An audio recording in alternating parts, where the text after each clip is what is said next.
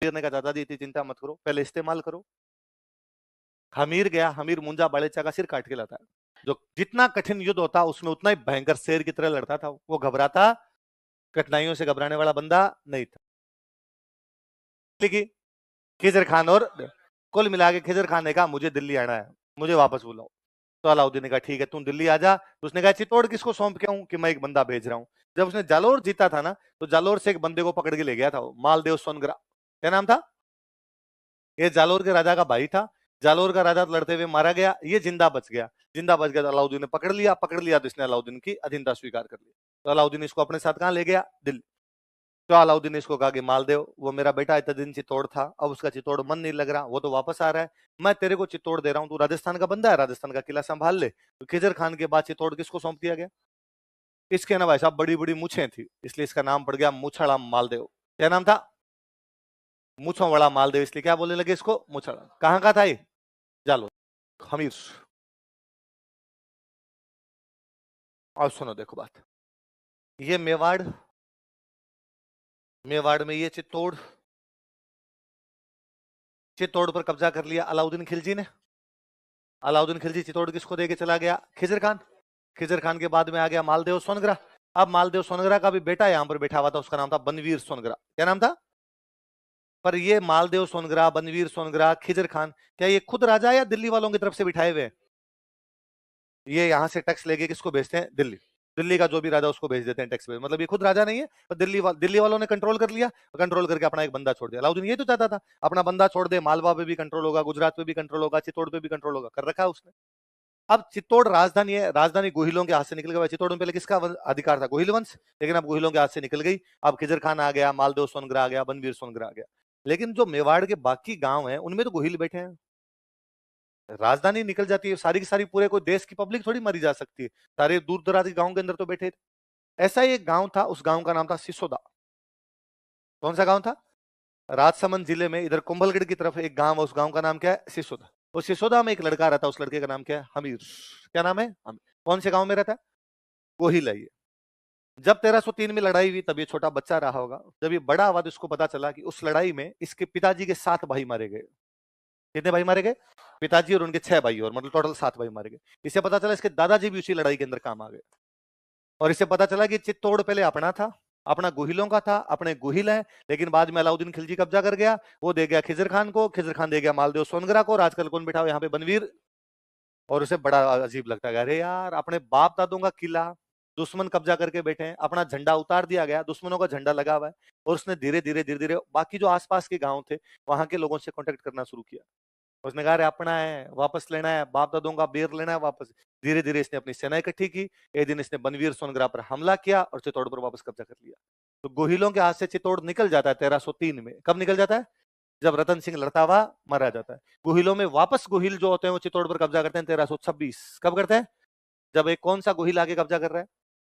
कौन सा गोहिल आके? अमीर। किसको हरा के? बनवीर सोनग्रा। किसको हरा के? लिखो, इसने बनवीर सोनग्रा को हराकर चित्तौड़ पर पुनः अधिकार किया। कौन से गांव से गया था? इसलिए इसने नाम क्या लगाया? सिसोदिया। क्या लगाया? वंश तो कौन सा है इसका? गोहिल। कौन सा वंश है? लेकिन अब गोहिल वंश में कौन सा गोहिल है? ये सिसोदा का गोहिल है। सिसोदा गोहिल है, इसलिए क्या कहलाया? इसने कहा हूं तो भाई मैं गोहिल ही, पर गोहिलों में भी कहां का गोहिल हूं? भाई सारे जगह गोहिल ही बैठे थे, लेकिन बाकी गोहिलों की हिम्मत नहीं भी चित्तौड़ पे कब्जा करने की। चित्तौड़ पे गोहिल कौन से कर रहे हैं? सिसोदा वाले। इसलिए गोहिल क्या कहलाने लगे? क्या कहलाए? सिसोदा। देखो, यह सिसोदा गांव का था। He belonged to village Sisoda. Rajsamand में जगह पड़ती है। अतः यहां से सो फ्रॉम हियर गोहिल वंश की सिसोदिया शाखा का शासन प्रारंभ होता है ना। इससे पहले पहले वाले भी गोहिल है, अब भी गोहिल है, लेकिन अब वाले गोहिल क्या है? सिसोदिया। पहले वाले गोहिल सिसोदिया, क्योंकि अब यहां से कौन आगे? सिसोदा वाले आगे। सिसोदा वाले आगे इसलिए क्या कहलाए? आई बात सुन, मैंने बताया था कि पहले जो राजा वागर चित्तौड़ में नाम क्या क्या लगाते थे? रावल। और उनके जो बाकी भाई होते जिन गाँव में, ये नाम क्या क्या लगाते? तो ये तो भाइयों वाले गांव से है, तो ये नाम क्या क्या लगाएगा? तो ये मेवाड़ का पहला राजा है जिसने नाम क्या क्या लगाया। इससे पहले राजा नहीं लगाते, सामंत लगाया करते थे। राजा क्या लगाते थे? रावल। तो कोई पूछे रावल लगाने वाला अंतिम राजा कौन था? रतन सिंह। राणा लगाने वाला पहला राजा कौन है? लाइन चेंज करके लिखो एक लाइन। देखो, रतन सिंह मेवाड़ का अंतिम राजा था। Ratan Singh was last king of Mewar. Mewar. जिसने रावल उपाधि का प्रयोग किया था, हु एज्यूम की उसने, who assumed title of Rawal. तो रावल वाली ब्रांच कहां पे आगे खत्म हो जाती है? रतन सिंह पे, है ना। राणा वाली ब्रांच कहां से शुरू हो जाती है? अब उसको राणा ब्रांच बोल दो, क्योंकि उपाधि क्या थी? राणा। वो सिसोदा से आए थे, इसलिए क्या बोल दो? सिसोदा। एक ही बात, सिसोदा वाले थे, उन्होंने नाम क्या क्या लगाना शुरू कर दिया? बनवीर सोनग्रा हार गया। बनवीर सोनग्रा किसकी तरफ से टैक्स लेता था? दिल्ली वालों की तरफ से। तो भाग के कहां गया? दिल्ली। तब दिल्ली में एक सुल्तान हुआ करता, उसका नाम था मोहम्मद बिन तुगलक। क्या नाम था? खिलजियों का राज खत्म हो गया, खिलजियों के बाद वहां नया वंश आ गया, और नए वंश का नाम क्या है? तुगलक। और तुगलकों का राजा बना हुआ, उसका नाम क्या है? मोहम्मद बिन तुगलक। क्या नाम है? बनवीर सोनग्रा भाग के उसके पास गया, और उसने जाकर भाई मोहम्मद बिन तुगलक, अब से वहां से चित्तौड़ का तेरे को टैक्स नहीं मिलेगा। क्यों? क्योंकि पहले मैं देता था, मेरे को तो कूट मार के भगा दिया वहां से। किसने? हमीर ने। ये हमीर कौन है? कि गोहिल है। कौन से काम का गोहिल आ गया? सिसोदा से आ गया। तो ने कहा चल मेरे साथ, वापस बदला लेंगे। तो उधर से मोहम्मद बिन तुगलक वापस चित्तौड़ पे कब्जा करने के लिए आया। किसको हराने के लिए? किसके साथ? बनवीर सोनग्रा। अमीर को जब पता चला, अमीर ने कहा मोहम्मद बिन तुगलक इतनी दूर आके क्या करेगा, मैं सामने आ जाता हूँ। बांसवाड़ा में अपने एक जगह पड़ती है सिंगोली। कौन सी जगह है? कहां पर पड़ता है? अमीर सामने चला के जाता है, वहां सिंगोली जाता है, मोहम्मद बिन तुगलक को हरा के भगा देता है। इसका मतलब चित्तौड़ वापस अब शक्तिशाली हो रहा है, दिल्ली वालों को वापस यहाँ पे हरा रहा है। तो सिंगोली के युद्ध में हमीर ने किसको हरा दिया? इसका मतलब दिल्ली वालों की तरफ से अब किसी भी प्रकार का कोई भी खतरा, देखो लिखो, सिंगोली के युद्ध में, in battle of Singoli, Hamir ने मोहम्मद बिन तुगलक को हराया था। वो तो दिल्ली का सुल्तान है, इसलिए अपने दिल्ली दिल्ली बार बार बोल रहे हैं। लोगों ने कहा अरे यार हमीर क्या जोरदार आदमी है, गजब मेहनत कर रहा है, पहले चित्तौड़ छीन लिया, अब दिल्ली वालों में किसको हरा के भेज दिया? मोहम्मद बिन। तुम यार खूब मेहनत करो। उसने कहा नहीं साहब, मैं कौन हूं करवाने वाला, ये सब बरवड़ी माता की कृपा से हो रहा है। कौन सी माता की कृपा से? वो ये मानता था एक करवाने वाली जो भी माता जी, वो माता जी कौन सी है? तो उसने चित्तौड़ में किसका मंदिर बनवाया? देखो, उसने चित्तौड़ में बरवड़ी माता का मंदिर बनवाया। और फिर मैं समझाऊंगा दोनों एक साथ। देख लो, कुलदेवी बराबर बाण माता, जैसा मैंने लिखा वैसा वैसा उतार लो, फिर अपने बात करते हैं। क्लेंडाइट,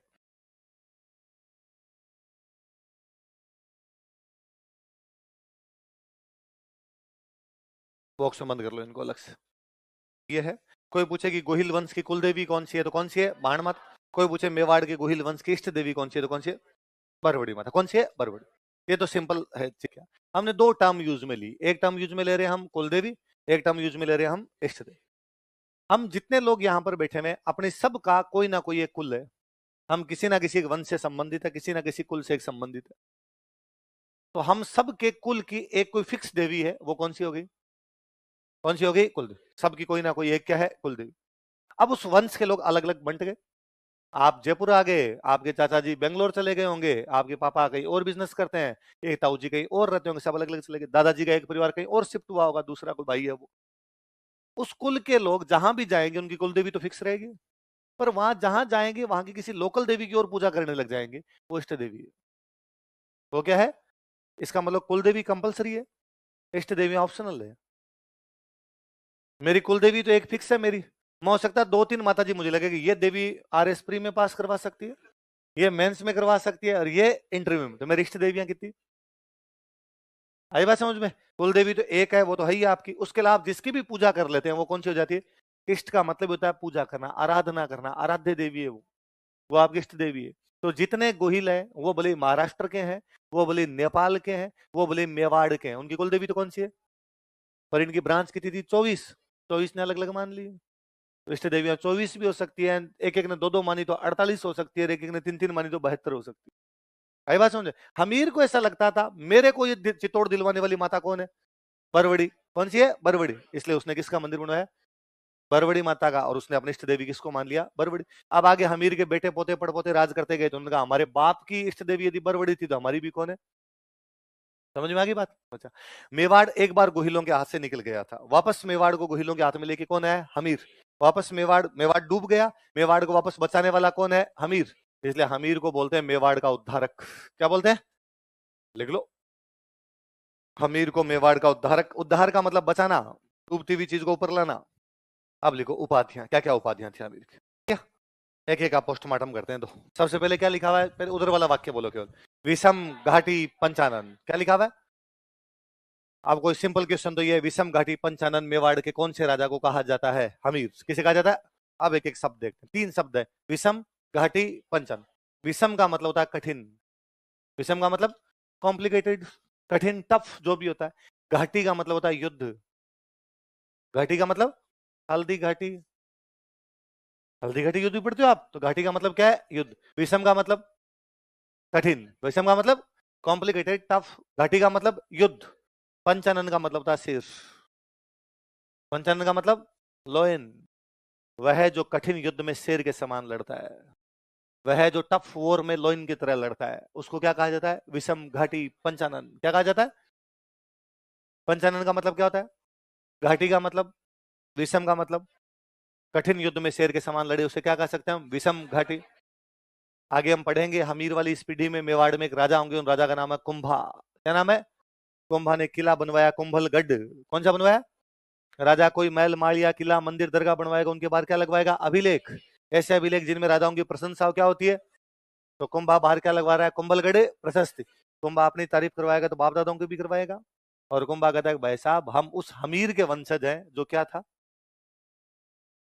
विषम घाटी, जो जितना कठिन युद्ध होता उसमें उतना ही भयंकर शेर की तरह लड़ता था। वो घबराता, कठिनाइयों से घबराने वाला बंदा नहीं था, इसलिए हमीर को क्या कहा गया? कौन सी प्रशस्ति में? पहले बड़ी बात, उसी कुंभा ने एक बुक लिखी थी, उस बुक का नाम है रसिक प्रिया। क्या नाम है? कोई राइटर बुक लिखेगा, इंट्रोडक्शन देगा, कुंभा लिखता मैं कुंभा जिसने बुक लिखी है, बुक का नाम क्या है? रसिक। फिर वो कहता है अरे तुम मुझे जानते हो कि नहीं जानते, मेरे परदादा जी के नाम हमीर था और वो क्या थे? तो हमीर की उपाधि क्या हो गई? ऐसा कौन सी किताब में लिखा हुआ है?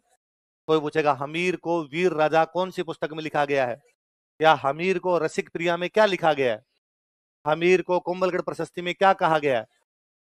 फिर अपने राजस्थान में एक इतिहासकार हुआ, उसका नाम है जेम्स टोड। क्या नाम था? अंग्रेजों का इतिहासकार था, अपने यहाँ पर बैठ के हिस्ट्री लिख के गया, तो जेम्स टोड है। जेम्स टोड कहता है भाई साहब वो प्रबल हिंदू था। क्या था? हिंदुओं में प्रबल पराक्रमी राजा था, पावरफुल राजा था, फॉर्मिडेबल था, जिसको कोई भी हरा नहीं सका। इसलिए जेम्स टोड ने उसको क्या कहा? तो मेवाड़ के कौन से राजा को जेम्स टोड ने प्रबल हिंदू कहा था? हमीर को कुंभलगढ़ प्रशस्ति में क्या कहा गया है? हमीर को वीर राजा कहाँ लिखा गया? याद रह जाएगी बातें। क्या क्या उपाधि हुई बताओ। देखो, विषम घाटी पंचानन, विषम घाटी पंचानन कहाँ लिखा हुआ है? वीर राजा कहाँ लिखा हुआ है? प्रबल हिंदू किसने लिखा? हमीर कौन से गांव से गया था? अब एक थोड़ी छोटी सी बात और सुन लो, फिर अपने पढ़ेंगे। इस सिसोदा गांव की स्थापना करने वाला बंदा था, उसका नाम था राहब। क्या नाम था? नीचे एक लाइन लिखो, फिर मैं थोड़ा सा एक बात और बताऊं। मेवाड़ में एक राजा हुए, उन राजा का नाम था कर्ण सिंह। क्या नाम था? या उन्हीं का एक नाम हो रहा है रण सिंह। क्या नाम है? कर्ण सिंह के एक बेटा हुआ, उसका नाम है क्षेम सिंह। क्या नाम था? मेवाड़ में जो भी राजा होते हो नाम क्या क्या लगाते? रावल। क्या लगाते? तो जो भी राजा बनेगा वो क्या लगाएगा? रावल। तो रावल कौन बना? सेम सिंह। बाकी जो भाई होंगे वो क्या लगाएंगे? राणा। तो राणा जो बना उस भाई का नाम था राहब। क्या नाम था? बड़ा भाई जो राजा बनेगा वो तो राजधानी रख लेगा, राजधानी चित्तौड़ है तो उसने क्या रख लिया? चित्तौड़। छोटे भाइयों को गांव मिलेंगे, किसी को कोई गांव, किसी को कोई गांव। तो राहब को कौन सा गांव मिला? कौन सा गांव मिला? यही होगा। अब इसके बाद रावल कौन बनेगा? इसका बेटा, पोता, पड़पोता, सड़पोता, लड़पोता, खड़पोता, ऐसा ही कुछ होगा। तो यहाँ पे जाके एक रावल बन रहा है, उसका नाम है रतन सिंह। क्या नाम है? यहाँ इसके जो वंशज होंगे वो क्या बनेंगे? राणा। इसका बेटा, पोता, लगातार पीढ़ियां चलती जाएगी। यहाँ पर एक राणा बने, उनका नाम है लक्ष्मण सिंह। क्या नाम है? तो जब चित्तौड़ का रावल कौन है? रतन सिंह। तब सिसोदा का राणा कौन था? रतन सिंह पर 1303 में अलाउद्दीन खिलजी हमला कर देता।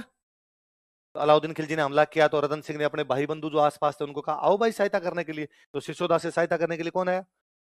साके में भाग लिया। मैंने कहा साके में सारे लड़ते हुए मारे जाते, इसलिए लक्ष्मण भी लड़ता हुआ मारा गया, और इसके 7 बेटे लड़ते हुए मारे गए। कितने बेटे लड़ते हुए मारे गए? 7 बेटों में जो सबसे बड़ा बेटा था उसका नाम था अरी सिंह। क्या नाम था? और अरी सिंह का जो बेटा था उसका नाम था हमीर। अरी सिंह का बेटा था उसका नाम क्या था? कौन सिसोदा का कौन बंदा साके में लड़ता हुआ मारा गया? लक्ष्मण सिंह। आपने कितने बेटों के साथ? 7। उन 7 में बड़ा बेटा कौन था? इसका एक बेटा इसमें जिंदा रह गया और वापस चला गया था, उस एक बेटे का नाम था अजय सिंह। क्या नाम था? अजय सिंह। आप सुनो, लक्ष्मण सिंह का बड़ा बड़ा बेटा कौन था? अरी सिंह। कौन था? अरी सिंह। ऐसा कहा जाता है कि अरी सिंह जो था वो जब तक ये लड़ाई नहीं हुई थी, उस लड़ाई से पहले की बात है, इसके पिताजी लक्ष्मण सिंह सिसोदा के क्या बने हुए? राणा। अरिश सिंह बड़ा है तो लक्ष्मण सिंह के मरने के बाद अगला कौन बनना चाहिए? अरिश सिंह। राजकुमार हो गया, एक प्रकार का सामंत का बेटा तो हो गया। एक दिन अरिश सिंह अपने कुछ दोस्तों के साथ में शिकार खेलने के लिए गया। जब वो शिकार करने के लिए गया तो दोस्त चल रहे हैं घोड़ों पर, साथ में वो घोड़े पर चल रहा है। रास्ते में दोनों तरफ खेत है, बीच में एक रास्ता जा रहा है। रास्ते में एक लड़की अपनी भैंस को पानी पिलाने के लिए जा रही थी। इसके साथ में जो दोस्त थे उनमें से किसी एक दोस्त ने उस लड़की को कमेंट कर दिया, कुछ लड़की को छेड़ दिया कोई। उस लड़की गुस्सा आया, उस लड़की ने उसकी तरफ देखा ही नहीं। वो जो उसके हाथ में रस्सी थी, वो रस्सी पता नहीं उसने कैसे घुमा के यूं फेंकी कि घोड़े के पैरों में गई, घोड़ा और घुड़सवार दोनों नीचे।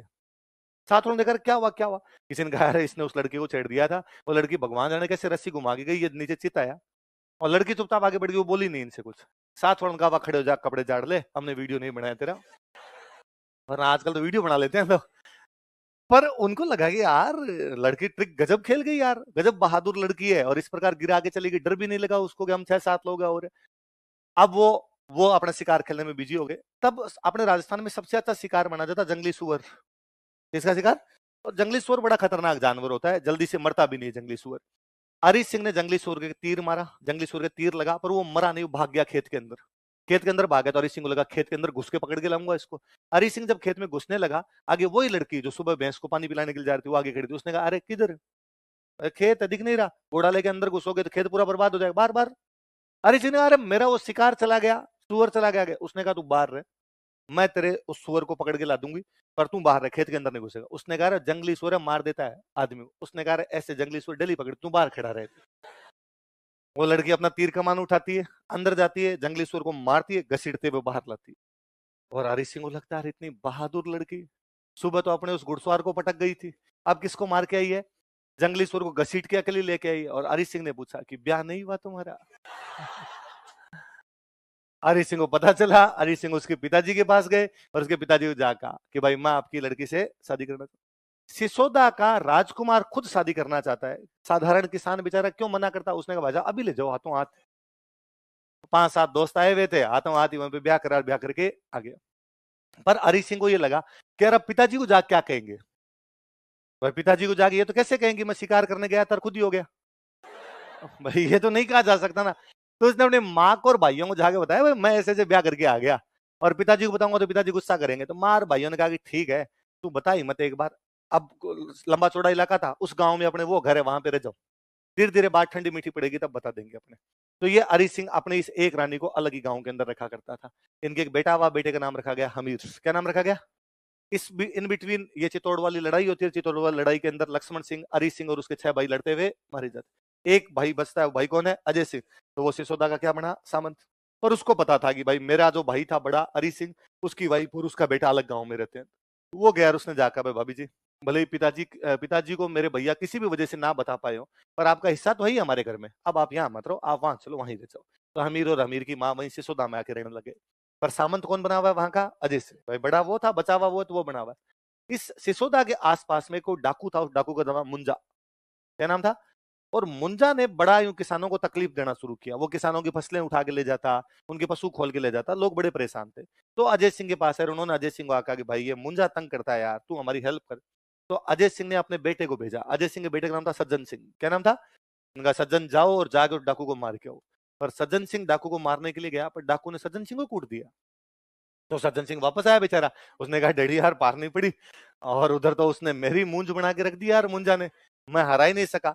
हमीर वहीं खड़ा था, हमीर छोटा था, 13-14 साल का ही था। उसने कहा कि चाचा जी प्लीज एक बार मुझे जाने दो।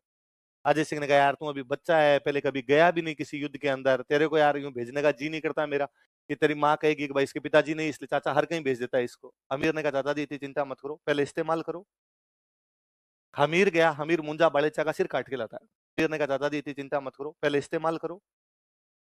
हमीर गया, हमीर मुंजा बालेचा का सिर काट के लाता है, वो जो डाकू था उसको मार के आता है। और अजय सिंह ऐसे आवाज मेरे चीते, तेरे में तेरे पिताजी के गुण है, तेरे पिताजी भी इतने बहादुर थे, मैं तो वैसे भी इस सीट पर इसलिए बैठा हुआ हूं क्योंकि तुम छोटे थे, बाकी हिसाब तो तेरे पिताजी का है। भाई यदि लड़ाई ना होती लक्ष्मण सिंह के बाद कौन बनता? हरी सिंह। हरी सिंह के बाद कौन बनता? हमीर। तो अजय सिंह ने अपने भतीजे को बना दिया। तो उसने सिसोदा किसको दे दिया? हमीर को। यही हमीर बाद के अंदर बनवीर सोनग्रा को हराता है, बनवीर सोनग्रा को हरा चित्तौड़ पे क्या कर लेता है? कब्जा। पर अजय सिंह का खुद का बेटा कौन था? सज्जन सिंह। वो बड़ा नाराज हुआ और उसने अपने पिताजी को कहा कि बापू सेहत के लिए तुम हानिकारक हो, और ऐसे कैसे कर सकते हो यार, मेरे को भी तो बना सकते थे, चाचा जी वाले ताऊ जी वाले बेटे को बना दिया आपने, पापा मेरे हो बना रहे हो उसको। सज्जन सिंह नाराज हुआ, सज्जन सिंह नाराज होकर चला गया महाराष्ट्र। कहां चला गया? सिसोदा से कहां चला गया?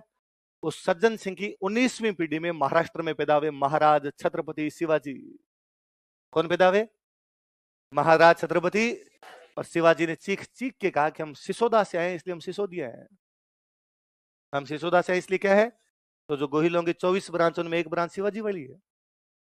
तो शिवाजी ने ये भी बाद में क्या थे? सिसोदिया। तो सिसोदिया क्यों है वो? क्योंकि सिसोदा से गए थे। कौन से गांव से गए थे? तो जो भी सिसोदा से निकले वो सारे के सारे क्या कहलाए? पहले पड़ गई बात। हमीर के बाद मेवाड़ में जीते राजा बनेंगे, नाम क्या क्या लगाएंगे? राणा। सिसोदिया लगाएंगे और क्या लगाएंगे? राणा। हमीर से पहले वाले क्या लगाते थे? राहुल। क्या लगाते? राहुल। अगला राजा लिखो।